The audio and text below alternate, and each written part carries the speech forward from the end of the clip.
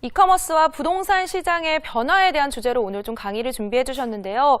그렇다면 먼저 이커머스란 무엇인지 이 정확한 의미부터 살펴봐야겠죠. 네, 일단 정의를 한번 내려보고 이것이 어떤 의미를 가지고 있는 것인지 하는 부분을 좀 알아보는 것이 먼저 필요할 거라고 보여집니다.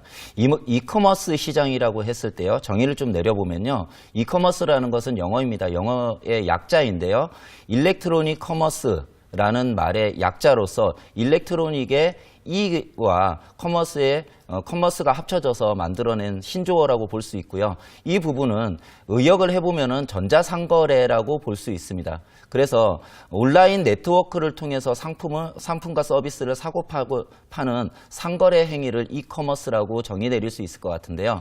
우리 이제 시청자 여러분들께서도 옛날 같은 경우에는 사실은 쇼핑이나 어떤 부분을 즐기게 되실 때는요, 백화점이나 또는 슈퍼나 이런 부분들로 직접 가셔가지고 물건을 구매하시는 시장들이 많았었는데요. 지금 같은 경우에는 온라인 시장이 굉장히 많이 발달하고 있기 때문에 사실은 온라인이라는 가상 영역을 중심으로 해서 물건이나 서비스를 사고 파는 그런 이제 시장들이 굉장히 커지고 있고요. 이런 부분들을 중심으로 해서 앞으로 우리 부동산에 있어서 상업용 부동산들에 있어서도 많은 변화가 예상되리라고 보여지고 있습니다.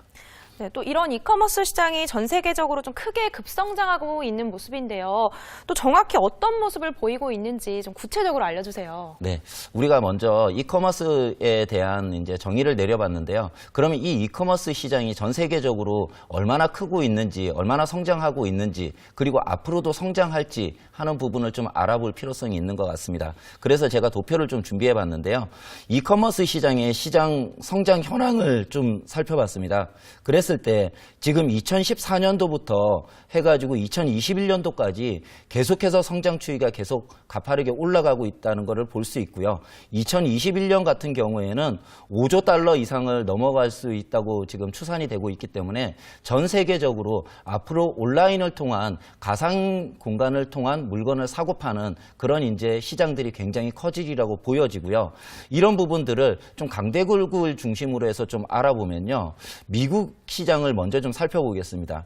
미국의 백화점과 전자상거래 매출을 비교한 표인데요. 이 부분을 보시면은요, 이커머스 시장, 전자상거래 시장 같은 경우에는 2000년도 들어와서부터요, 2017년도까지 가파르게 상승세를 이루어가고 있는 것을 볼 수 있고요. 그에 반해서 일반 우리 오프라인 시장이라고 할 수 있는 백화점 시장 같은 경우에는요, 점점 더 이커머스 시장이 성장함으로 인해서 미국에서 성장률이 좀 줄어들고 있다, 이렇게 볼 수 있고요. 이런 부분들이 미국 시장 같은 경우에도 지금 전자상거래에 대한 부분들이 굉장히 시장이 커지고 있다, 이렇게 볼 수 있을 것 같고요. 그리고 중국 시장도 좀 살펴보면 좋을 것 같은데요.